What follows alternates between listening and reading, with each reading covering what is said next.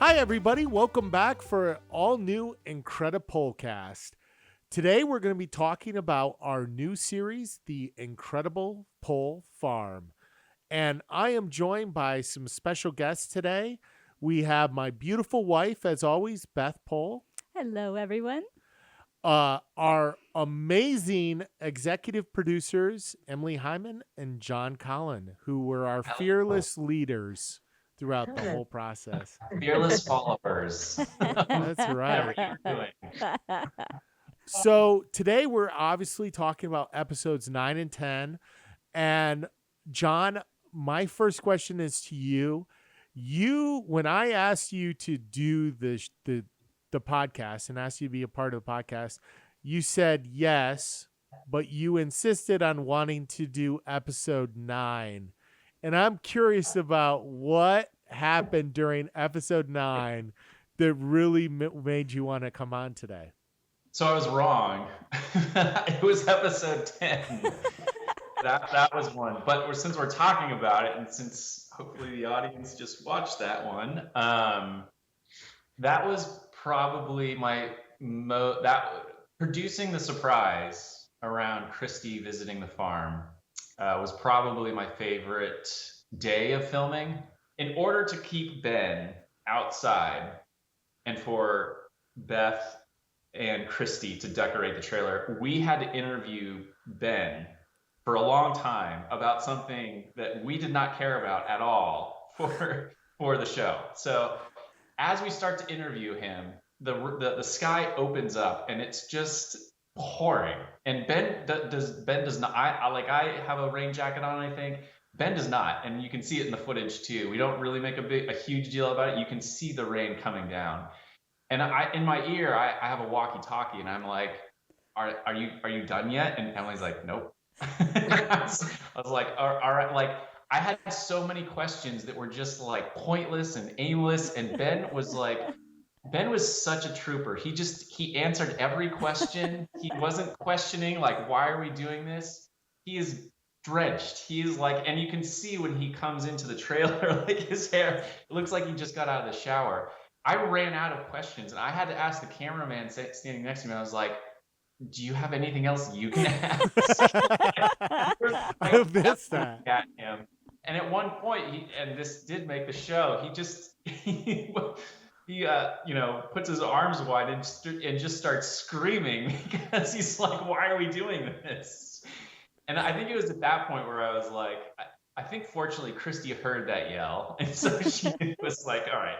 We need to do this." And I was just, on the walkie-talkie back to Emily being like, "I can't hold him here any longer. Like, it's been 10 minutes. We're drenched." So yeah, it was I think for a lot of different reasons. Like, I think I was also like just really happy that, I think that Ben really needed to see Christy and his kids at that moment. I don't know. It was a special moment, but what went into that was a lot of fun.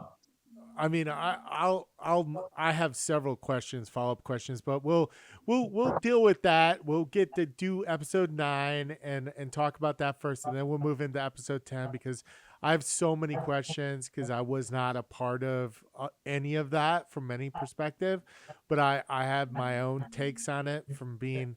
And you're 100% right. I will say in episode 9, there is something that was not covered, but was done to me by Ben.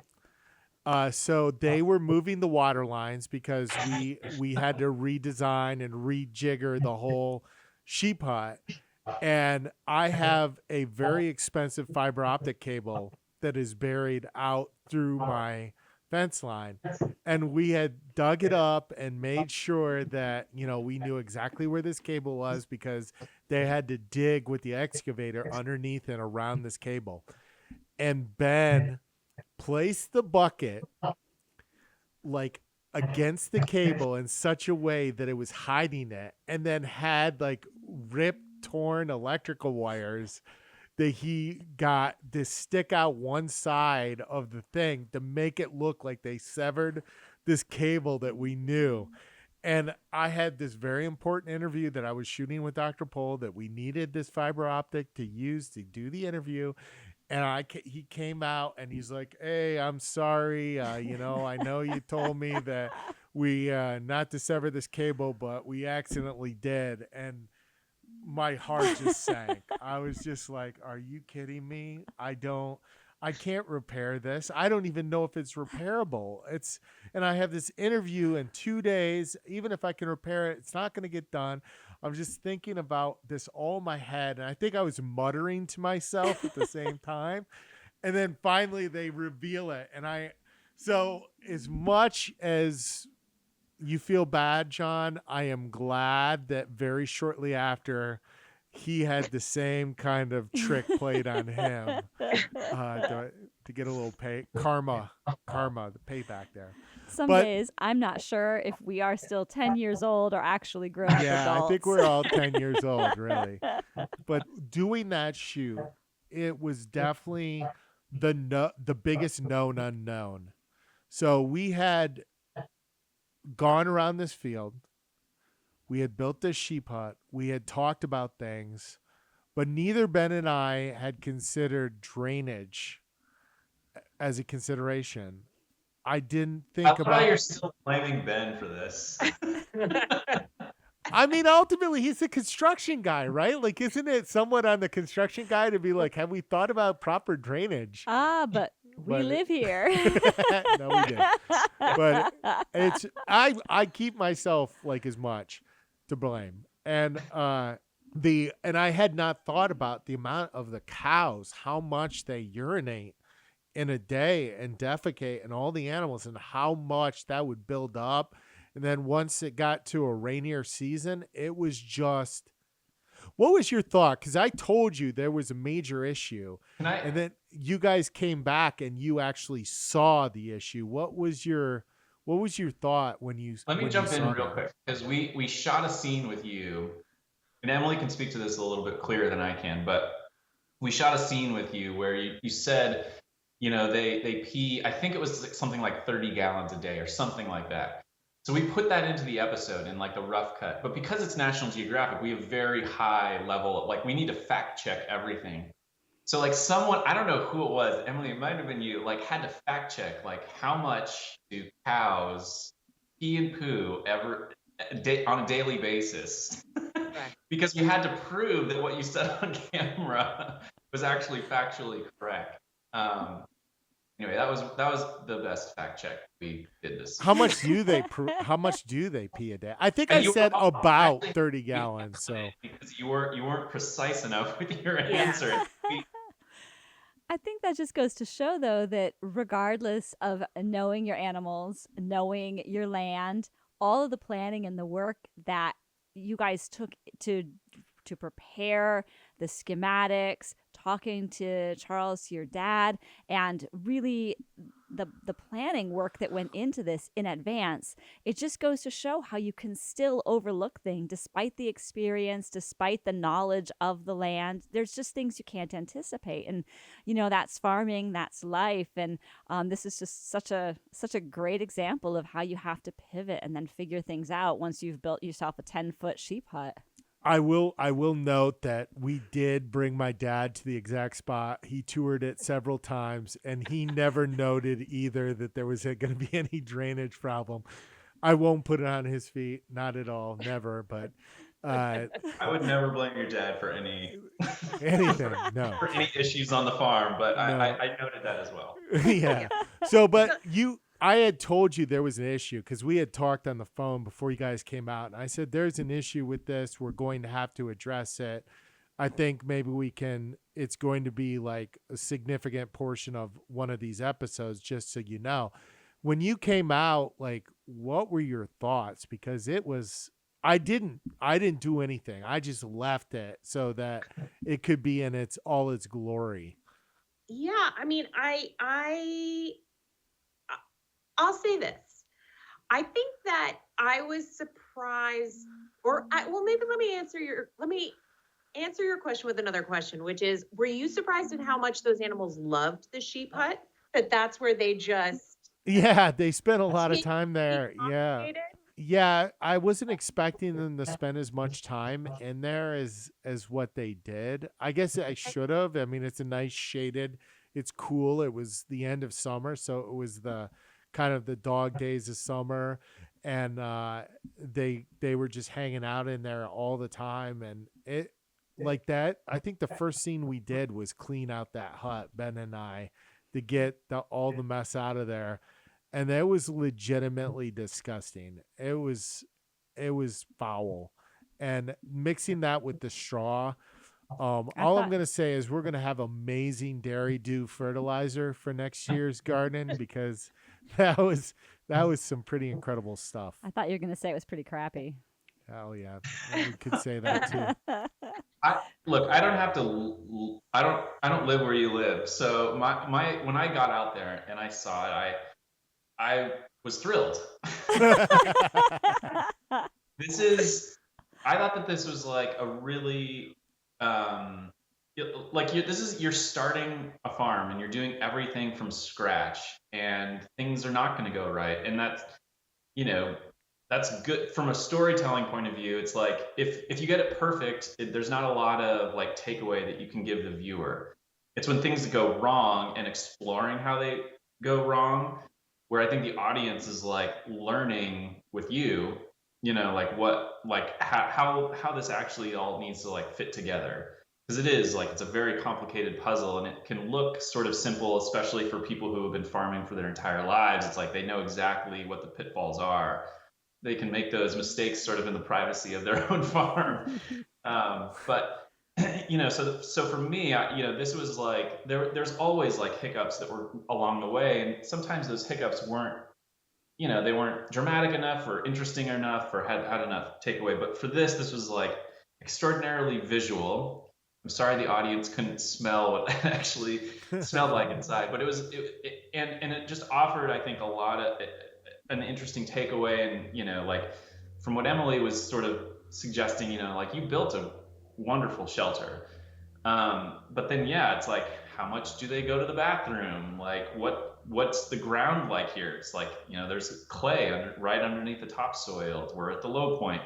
So for me, I was like really enthusiastic because like we were always looking for, to be honest, like we were looking for those opportunities, to really like learn about farming. And again, I'll just say this, like when things go perfectly, there's less opportunity for takeaway, for learning. And so this was a really fun way of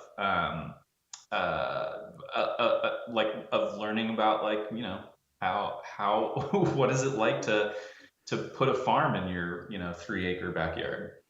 And to do something that's out of the ordinary too, right? It's not you just don't go down to your local fleet and farm store and pick up a sheep hut to install in your yard, right? This idea was the generation of Charles looking at what has historically been done, how animals have been cared for, ways that are more environmentally supportive, perhaps, than maybe a structure that we would build.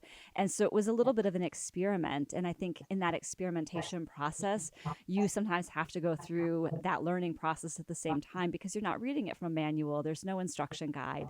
And so for everybody at home who is so compelled to either make a sheep hut or dig one out of an existing hill, I think there's probably some takeaways for them. Like, don't start until you're sure you have drainage and you know what animals' urination quantities are.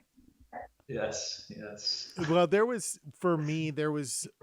was interesting because I knew there was a problem. I knew we were going to have to fix it. Ben and I really went through a lot of solutions, and without being too much of a spoiler, this was not the final fix, but we also had the opportunity to watch how the animals were interacting. So when we looked at it and say, okay, we need to concrete this and adjust the slope, and then Ben had this idea of like, well, let's get rocks for the side and stop the sand caving in. And let's move the water line and where the Ritchie fountain's going to be positioned to the side. We decided to make all these changes, and some of them were based on like the problems that were very visual, like you said, and some of them were just like learning the habits of the animals and saying like, oh gee, we were stupid, but at the same time, how do you know the habits of the animals until you put the animals in there, and you have to adjust to how they were.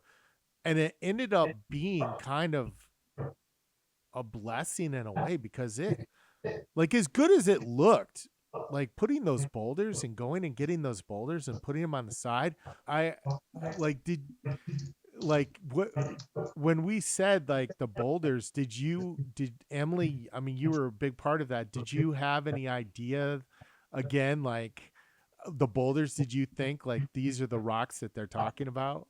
No, I would say that I think graphics helped the sheep hut to help us tell the story of the sheep hut, because these ideas that you come up with, I mean, it's so hard to visualize. So, you say boulders. No, I had no idea just how huge these were going to be. The one thing I wanted to point out, though, that I love, and I don't know that I think we obviously talk about it in the episode, but something I really appreciated was how resourceful you all were with the materials. You went to other parts of your property for those boulders. You went to your dad's house for the sand. You used the the milk crates for the concrete. There's a little bit of this waste not, want not. Really, I mean, it's sustainable. It's looking at what you have and coming up with thoughtful solutions to these problems. I know that wasn't exactly it looked so much cooler with the boulders. That's really how I should have led off the answer to that question. But as I'm sitting here listening to you guys talk about the sheep hut, I was like, oh, this was a really cool aspect of it that I appreciated. And again, to talk about sort of the from a production perspective, it created great field trips for us to explore other places, to get sand, to go hunt for rocks, which I know is one of Charles's favorite pastimes. But it really did. It elevated the sheep hut, gave us field trips. It made it look cooler. Yeah, I thought it was a great sort of solve, not to give too much away. Yeah, sort of solve. It was a good try. It was a really good try, and Let's there were some other elements that didn't really make the cut of the show, but were like a big factor when we were getting it. Ben had put a fence around the sheep hut to keep the cows out, in order to allow the grass to grow up and stop the dirt from like sliding. And I had to say, like, we did a pickup shoot where some members of the crew flew out just for 2 days, and I can't remember what we were picking up, but we were picking something up where something was going on in the farm and we needed some camera, some stuff there. And I think we needed some interviews as well for one of the episodes that we're getting ready to drop, maybe the first one. And they had gotten there in the morning. I came out to like let them into the garage that we were using for equipment storage. And I look out and my cows are standing on top of the sheep hut. And I have this picture of taking through the window the cows on top of the sheep hut. And it was the first time they had just completely knocked the fence down. And I didn't expect the cows to just push right through it like it was nothing. Like, just let me knock this over. I want to go over here and stand on top. And loved the top of that sheep hut. I mean, in later episodes, like they were just constantly up there, all three of them. I don't know. Maybe it's because it was breezier, or I don't know why, but yeah, they really loved it. I do actually have an answer for this. It's because they're prey animals. So by being at the highest point, they can see further to allow them to see any possible predators that were coming around. I didn't come up with that with myself. My dad actually told me that because I asked the same question. I said, "Why are they always up there?" And he's like, "They're prey animals." When the cows look at the sheep hut, they're not like, "Oh, Charles, thank you for building us this nice place to stay warm in the winter and cool in the summer." They're like, "Thanks for the awesome lookout tower." Yeah, exactly. Exactly.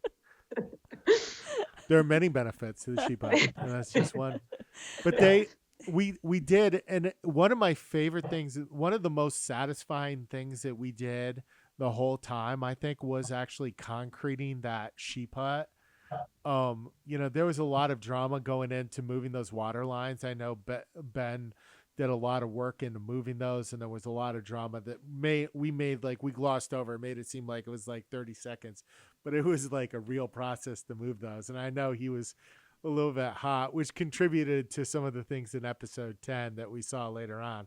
But he was very stressed about that.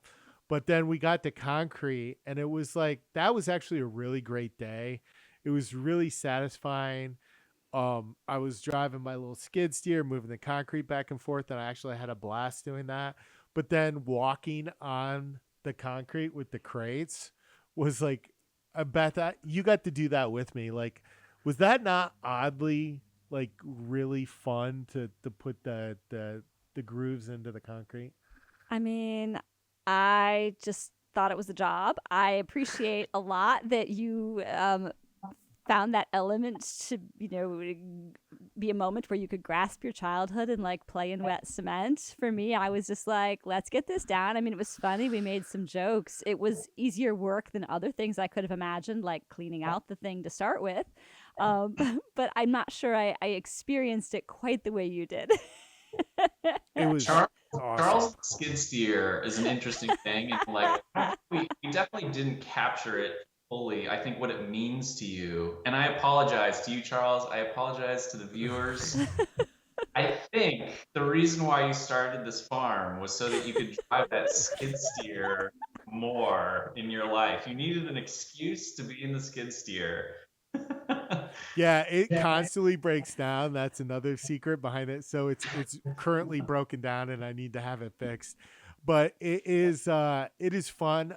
It looks amusing, hilariously amusing, because it is the tiniest, and I'm not a tiny guy, and it's the tiniest little skid steer, and it looks like comically small for me in there. It is comically And then small. Ben's got this big like There it is. machine.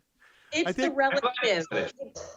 It's the relativity between Ben and his larger skid steer, which he considers like an extension of his arms, and your snug skid steer. That I get up. Ben driving that thing is like an artist with a piece, a canvas, and Yeah.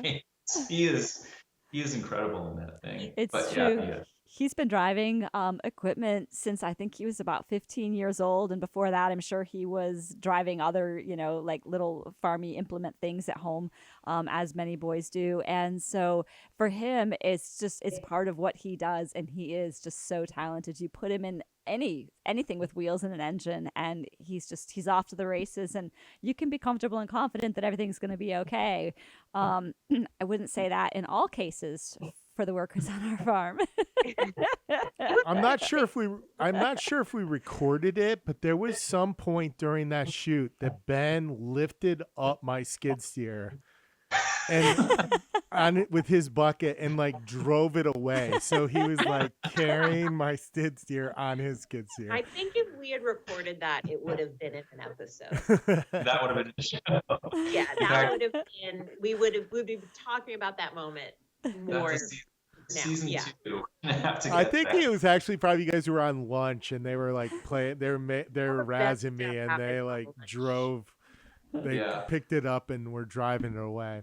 That might be an OSHA violation. Yeah, that was definitely an OSHA thing. Charles, there was something you said earlier that it reminded me of just a general element that I've experienced as we're putting this farm together, and that is the unpredictability of the livestock. The situation with the the sheep hut, aka Pea Palace, was one example. But over and over again, we had these experiences where the animals would knock down the trough that we had built to feed them in.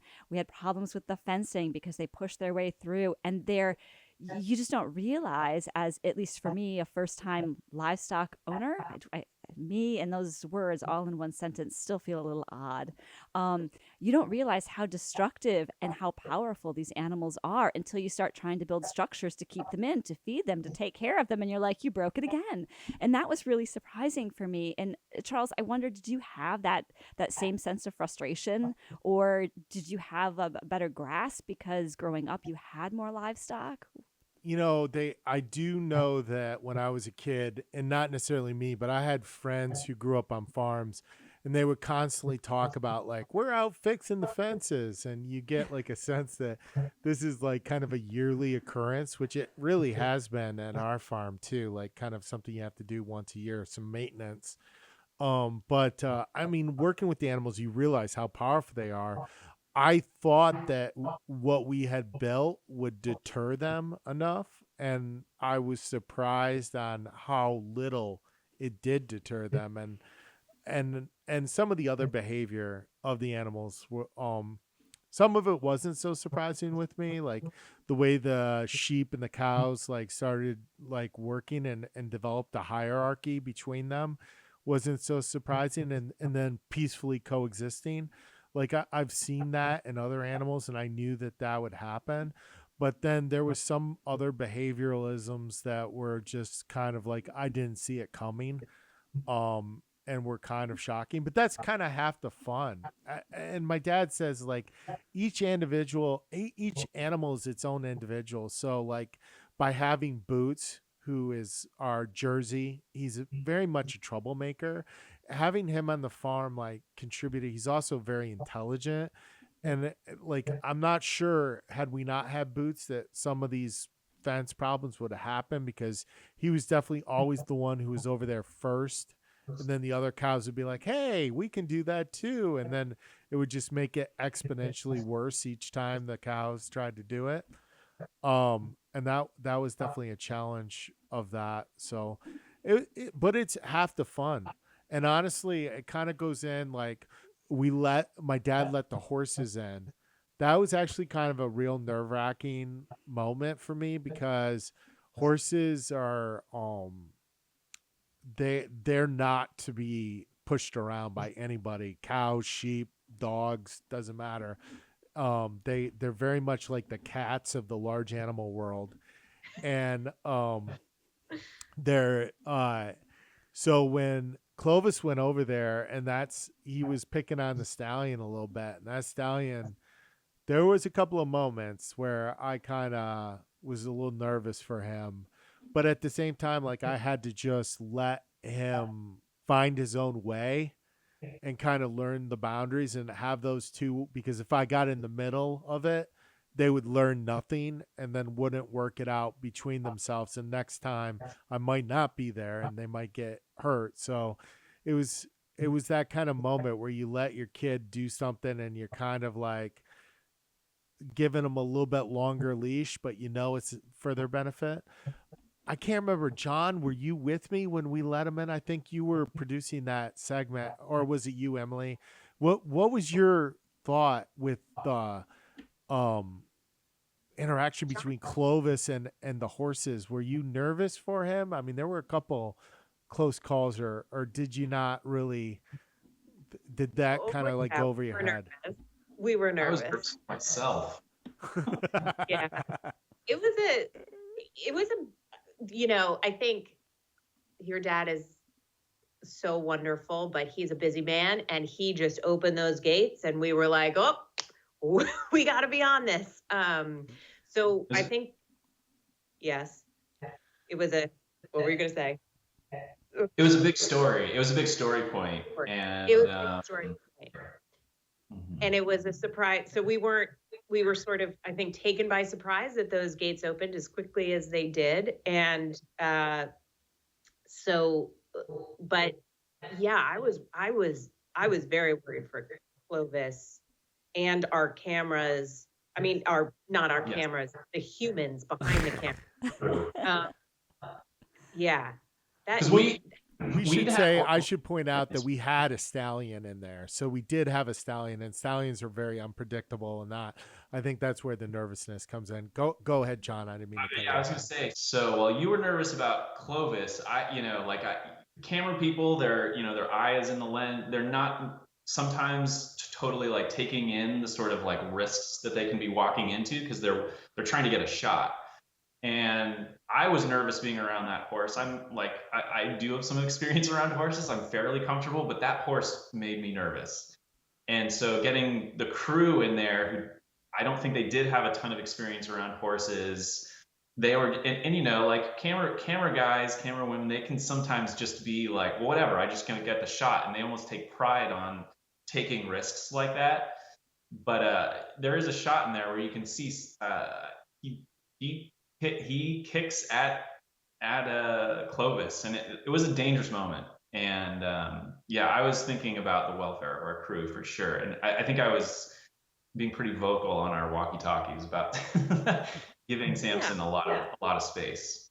I mean, what's funny about Samson, he's no longer here, by the way. We did sell him to a Amish farm who was gonna breed with him, but he was by the end, he went through this period of being a teenager, and by the end, like, believe it or not, he was incredibly sweet. Like, he just completely all of a sudden flipped the switch back the other way and just like really calmed down and was an incredibly sweet horse. So by the end, I was actually kind of sad to see him go, to be honest with you. He just had this moment where they were like, all those hormones are raging, and he's we just all know discovering what it's like to be a teenager. yeah, being a It's teenager. for everybody. You know what Yeah, I mean? exactly. It's like, no, it's not our best. It was hilarious to see the cows come over because they didn't care. They're like, kick me, whatever, doesn't matter. I'm like, I'll butt you. You kick me, I'll butt you. And they were just, it was a completely different type of interaction with them. We also have to be careful with our crew and cows because, like we were just talking about, I mean, they move much slower generally than Samson or horses, but they're 1,000-pound animals, and Side kickers. They're side kickers. And when somebody's eye is in that lens and they're not taking in the whole scene, that also makes me nervous. Well, there is a depth perception issue behind a camera, and we have had some cameramen run over by animals very few times on the Incredible Dr. Pol, but we have had it happen. So you definitely are always aware of that. Luckily, Samson was probably the one animal who was a little bit unpredictable in that way, but the cows being so friendly made it a lot easier because the 4-H, being 4-H animals, they were a lot different than your normal. By that same token, though, I also, in that friendliness, I also find there to be danger because you acquire, number one, a level of comfort with that animal such that you forget how powerful that they are. A swing of the head can be a big ouchie. It can knock you down very easily. And, they're not meaning anything by it other than they turn to look at you. But boy, that head can come swinging. And upon impact, it hurts. I'm speaking from experience. And the second part is that when the animals are really friendly and you develop that comfort, it's important to remember that when you go to other farms or work with new animals, that those animals, while they may appear friendly, don't necessarily have that same disposition. And so that barrier that you've had initially with the fear of the animal, that goes away because you're like, oh, my goat's so friendly, the cows are so nice. And then you engage with that same animal elsewhere and you realize, like, oh, jeepers, much more dangerous situation here. Well, you shouldn't be fearful. It's more about respect. And you learn that, like, when doing what I did, riding to farm after farm with my dad, you develop that respect. But even then, you still can get hurt. But we'll get into that later on. All the fear. So good about bringing our content out and connecting it to other larger life lessons, and it's very. I need to channel that. I need to. You need to start a farm. But Yeah, I, you can I have need to to start a farm. There it is. There it is. Everybody does. Yeah. So Uh, going on to the next episode, and I'd be remiss because it's such a good episode. It is the episode John wanted to be on the show about, but episode 10, uh, building the waterfall essentially was the through or the crux of this episode. And there was a moment in it kind of, and I'm jumping ahead a little bit, but I really want to know based on the conversation we had at the open of the show, um, where Emily, you're interviewing Ben, and there you break him. Like no, but yeah, you it's how I like attack every interview. all of a sudden he breaks down. He gets emotional. He's had, and I know the stress because we had just finished the sheep hut. We had just finished all the work with that and got that done. And now he's going into this. For him, there was it's the busy season. He's got a lot of pressure in his own work, and he's away from his family.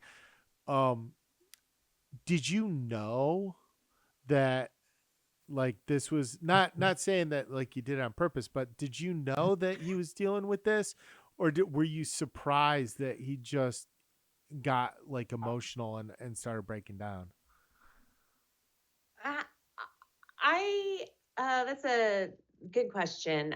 I think that I I got I was lucky enough. We were lucky enough to get to know you all pretty well by this point, and so I had a feeling that I certainly wasn't looking for him to break down at all. It's not how I go about interviews, looking for emotion. I truly am just asking the question, but I did know at that point that, family, it was going to be a sensitive topic. I didn't know what his reaction was going to be. It But was one of the only times in the show. I think there's only one other time where we left your voice in asking the question. I mean, it was really a powerful moment, and I think it went to show the connection that we developed with you guys and the trust yeah. and everything else, because it was really as much,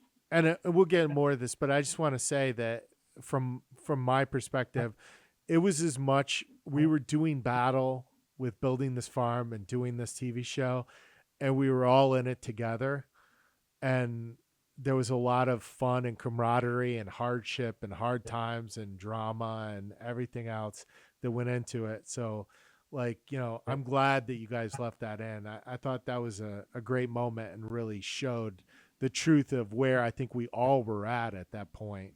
I don't know. What do you think, Beth? Were you kind of like, could you relate to Ben? Maybe not like in being emotional for the family, but just being like Yeah, I mean, I beat definitely down. can relate. I've certainly spent time away from my family before and can understand what it's like to try to function when you don't have that support system that we rely on and that we need as human beings.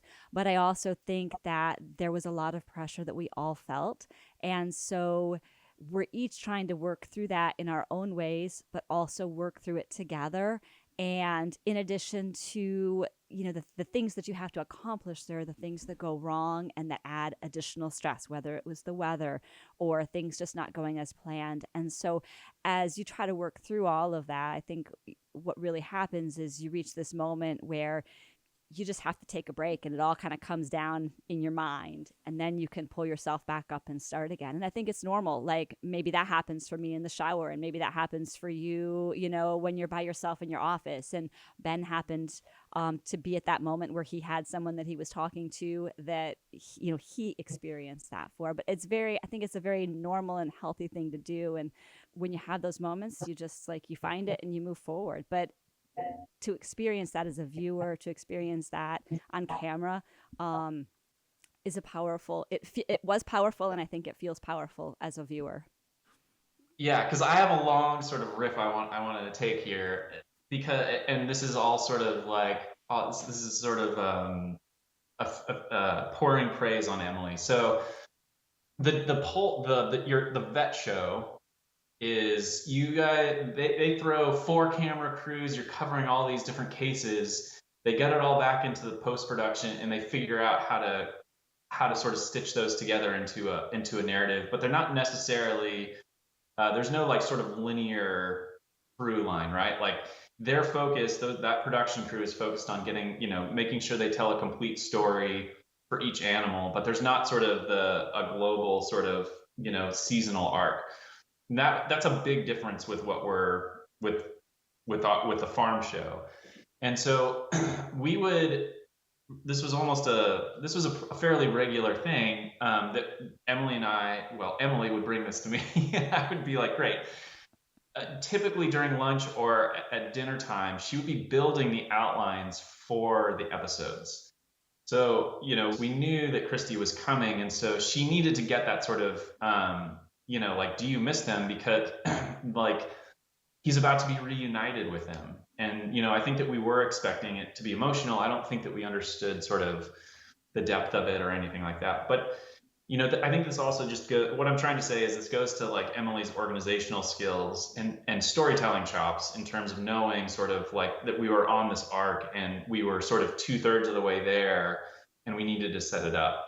And so that there was just a purely sort of like structural reason for asking it. And I think, I think that leaving the question in and how that was handled, I think that also just speaks to her producing ability and being sensitive,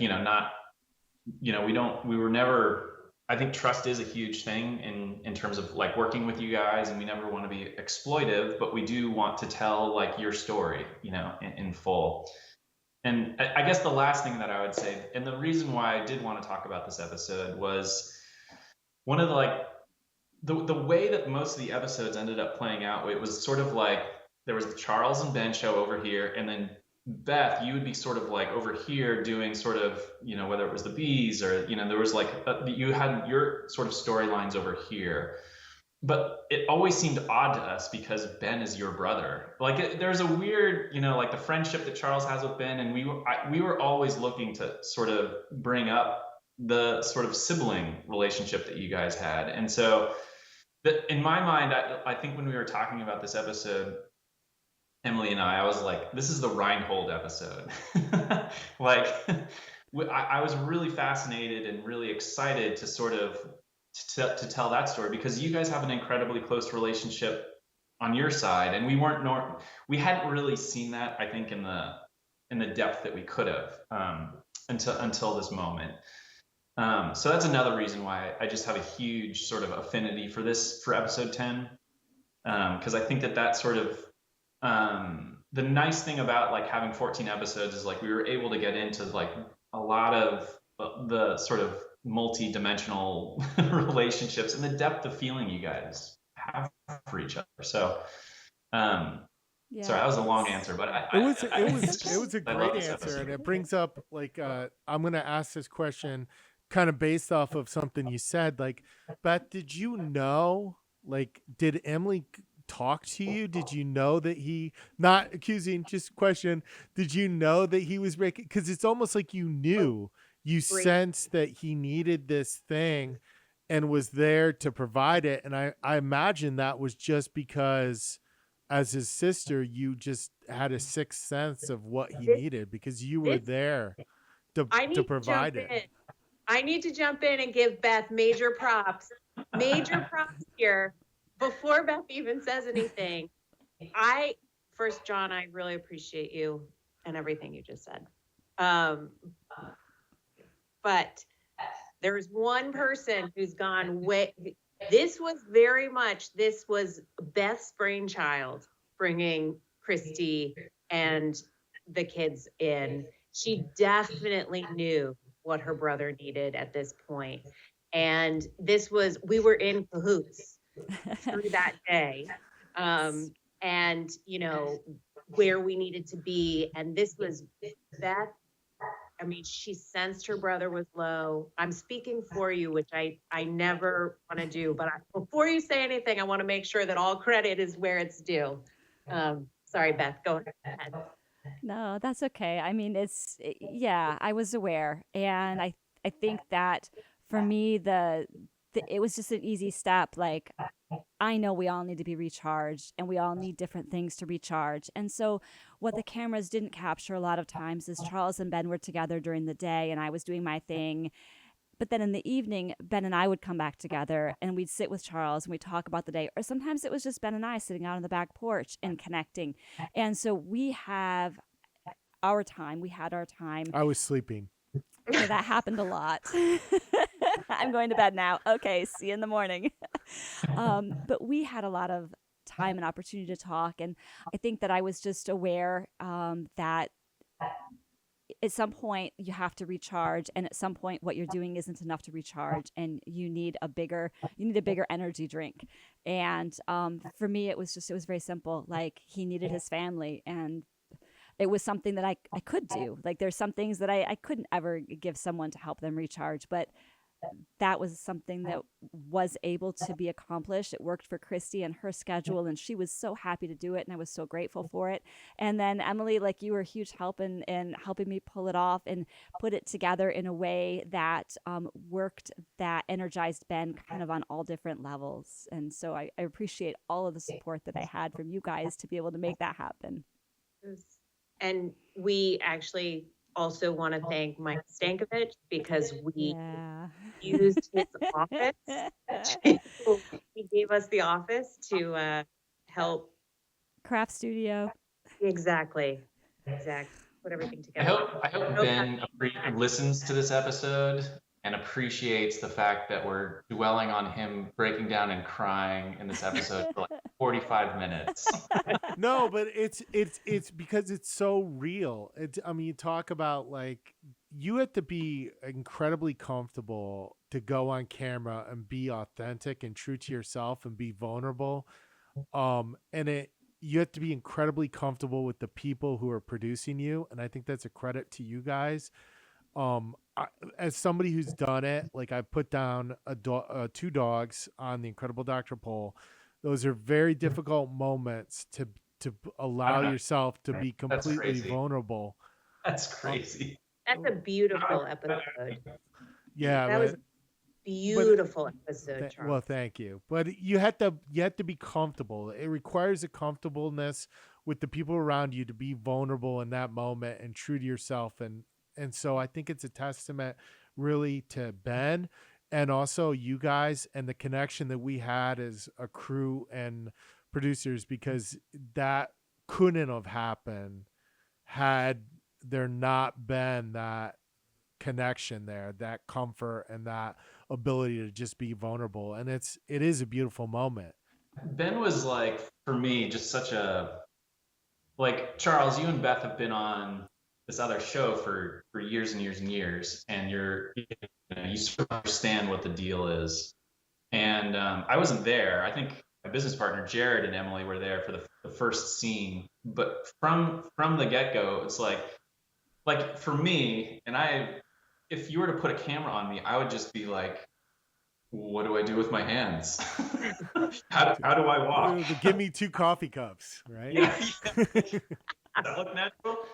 And Ben, from the moment that the camera is turned on, and I don't think that he has any experience being in front of a camera, was just like, was natural, and maybe even a little bit more of like an elevated self. Like, he was funny and engaging and charismatic, and that's not something you can teach or learn or experience. Like, he was just like on. So he is, like, I think that we knew, I was very happy that you Beth and Charles, like, had experience and sort of knew the deal, and that there wasn't going to be a huge, like, when you're doing first season shows, there's a lot of time of, like, getting the people who are on camera, like, comfortable, and that's a process. But I knew you guys were, like, sort of pros at it. For Ben, like, there's a world in which he would have been like awkward and whatever, and we would have minimized, and it would have been like it would have been the, Doc, Beth and Charles show. But, he was so comfortable in front of the camera and so good in front of the camera that, it was like, it was just a joy always to film with him. And so, he's, I'm sorry he can't hear this. He will. It's You're it's right. it's better. It's better that he better. doesn't. He might blush. Well, you better listen to Ben this. does not Yeah, blush. he will. I will say though that I loved what you had to say about Beth and Ben, this being their episode, and them together versus like Ben and I, which we were constant like companions and sidekicks doing stuff. It was their chance to really show their bond, and I agree with that. I thought it was great to see that.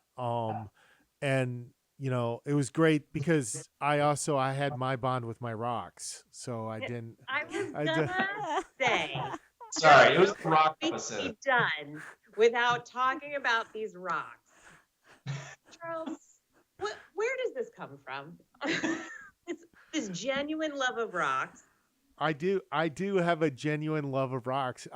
It's because I had this garden, and I just have these fond memories of going outside in times of like, honestly, the bad times, like when I was upset and I was in trouble, or I'd just been yelled at and I want to go out and have my cry out on there. I would go and feel down on the rocks, and then I would also feel great, and we would have a lot of fun climbing the rocks, playing on the rocks. Me and my sisters would play on the rocks.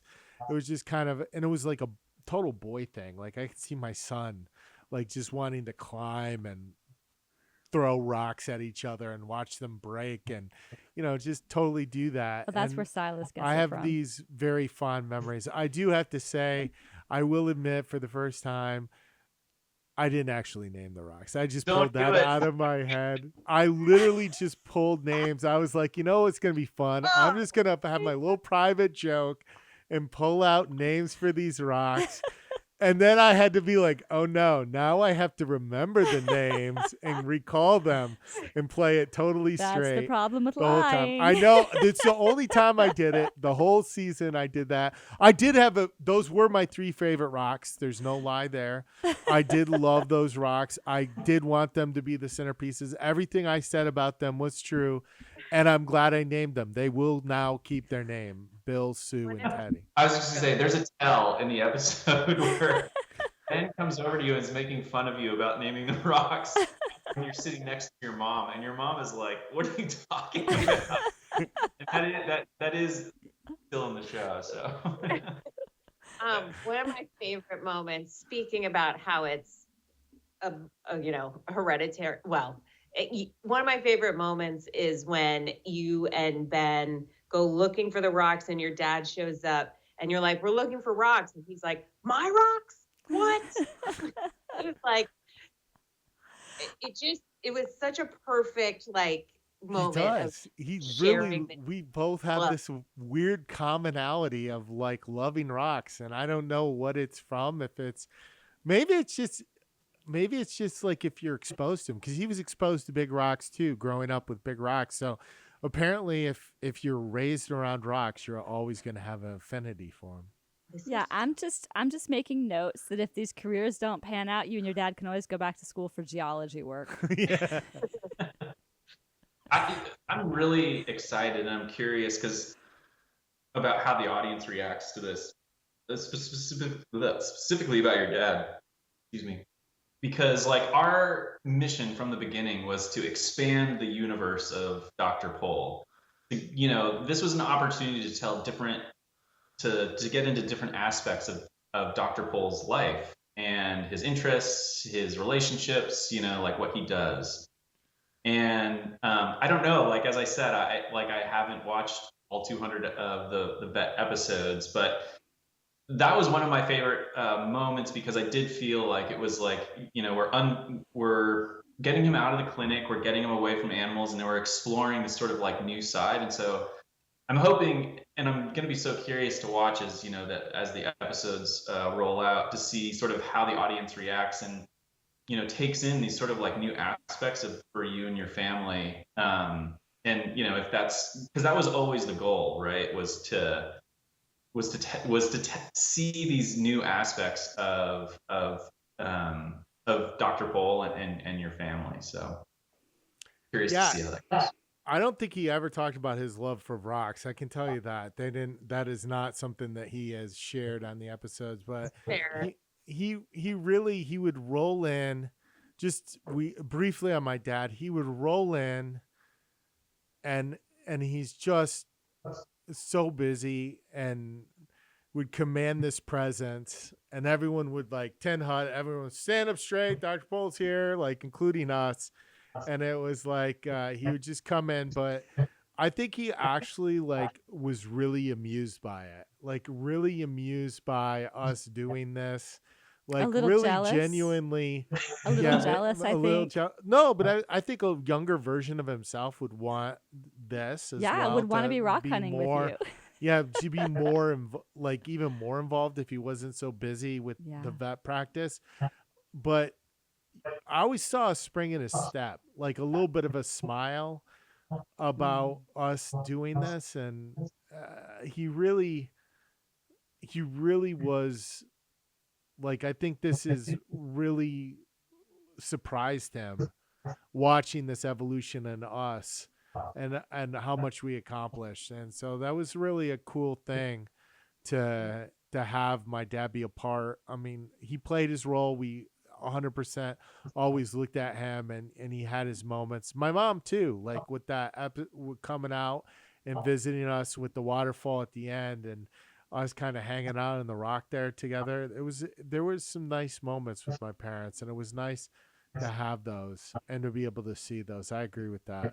Well, and that's the beautiful thing about doing this with family too, right? Is these experiences that we're going through, they in a small way are living vicariously through us. Ben, to some extent, lives vicariously through us here at the farm, but at the same time, he's also such an integral part of it. And it's a really great way for us to share this bond and have something that we're just all doing together. And I think that comes through so beautifully in these episodes. I think in that spirit, the last scene in this episode is us turning on the fountain, and it's coming out. And there was this moment, and we haven't talked about him yet, but Ben's guys were Scott and Andy in particular were there for that moment of turning on the fountain, and we all kind of were standing around the fountain, and there was the Clark Griswold scene of plugging it in and nothing happened, and they're like, oh yeah, the flip the breaker, speaking of Clark Griswold. And but we came out, and there was like, honestly, I that was not fake. That was like pure joy on everybody's part to watch this water fountain start spitting water and like enjoying that together. It was a great moment to end that episode, and I think it really encapsulated kind of everything because that was the end of that project, the end of the episode, and every time we got into that next project or that next episode, there was this arc that we would go through to get through. And I think sometimes we broke down like Ben, and sometimes we just got angry, and sometimes we would walk away and whatever. I think a few times I got grumpy with you guys, and I had my own way of expressing my frustration. But we would always get to that end and kind of cheer, and it was so rewarding on the backside getting through it. I think this episode was kind of like an encapsulation of the arc of the entire series and everything that we did and every stage of the farm. And I think that's well said. You know, we talk about authenticity, and that's what that is. You'd go start with really high hopes and excitement, and then because of these sort of things that would naturally happen, you'd hit a wall, whatever that meant, and break down. And then the end of this episode, even though the garden is still to be built, much of it, it felt like a victory. It really did. It felt like we all overcame something together, and there was reason to celebrate. You know, the water started, and we felt that joy with you. Yeah, exercise, the water, it's cleansing. It was very, very profoundly deep. Well, I really want to thank you guys for coming and joining us for the podcast and giving us your time and your insights.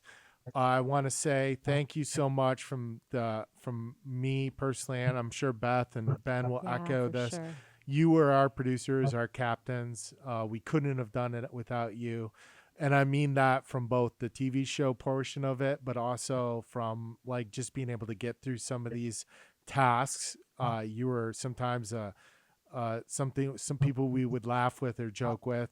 And I said this the other day, Emily, you standing out there, the attitude that you brought to set every day, um, and your professionalism and the way that you would carry through even during the hard times and still ask the questions, even when we were razzing you about different things.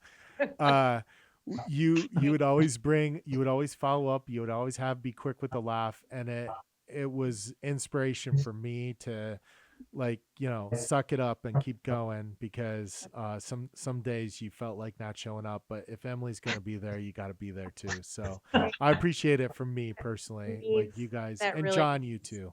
so much to me. Oh, by the way, John stalwart. John, No, John, I mean, honestly, John is the, like, I'll say something nice about you, John. no, you know, No, I gotta say, I have my thing. I have something. Okay. I don't even have to think about it. The first day you showed up, I made fun of you about your shoes, and I think I said, "Oh, Mr. Hollywood's here," and kind of a joking, teasing type of way. But honestly, like, you, as much as we had our arc, I think that you had your arc, and I don't expect that you miss the farm or have like a feeling, or I guess maybe you do miss the farm, but not that you would want to move to farming country and do it yourself. But you became very comfortable over time in this world that was very different than like the world that you live in. And I and then also, like, I think that the way that you put it together from inception and us talking about it and the concepts to the execution and the final show, like, I think you both did, but John, it really goes to your credit.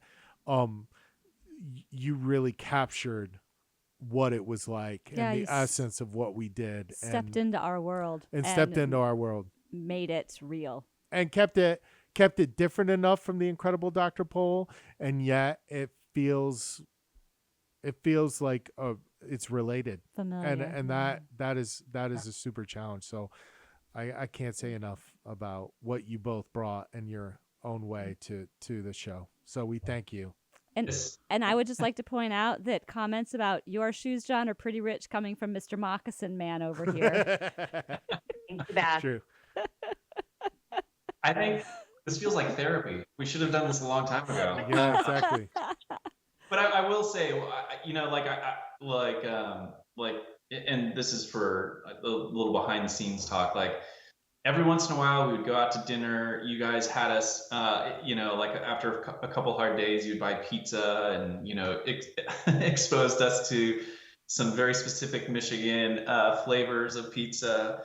Like that part of it, the relationships that we had working together, because it was hard work for all of us doing that together. That sort of, I think, of the camaraderie that I miss, and like, my fingers are crossed for season 2, because that's the sort of thing that like, that's the kind of thing that I would want to get back and want to continue to have. It's always a weird thing as a producer, because it's a job, right? And it's a job for you to be in front of the camera, but along the way you become friends, and it's like, I never know how to exactly feel about that. It's like, should I text them happy birthday, or is the job over and we're no longer like interacting, and that's a professional thing, and that sort of thing. It's always a weird equation and a struggle to sort of like figure out. Well, that's the funny thing, John. Once you've been on our farm, you're always our friends.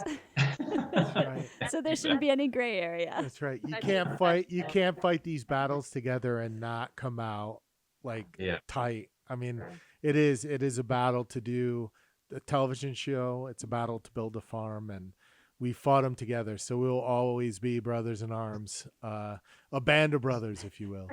So I hate to end it, but we've already gone well past time. So you can watch new episodes of the Incredible Pol Farm Saturdays at 10 p.m. on Nat Geo Wild and stream it on Sundays on Disney Plus and Hulu. We hope that you guys join us next week for an all-new Incredible Pol cast. Until then, we hope that you guys have a great week. Thanks for joining us.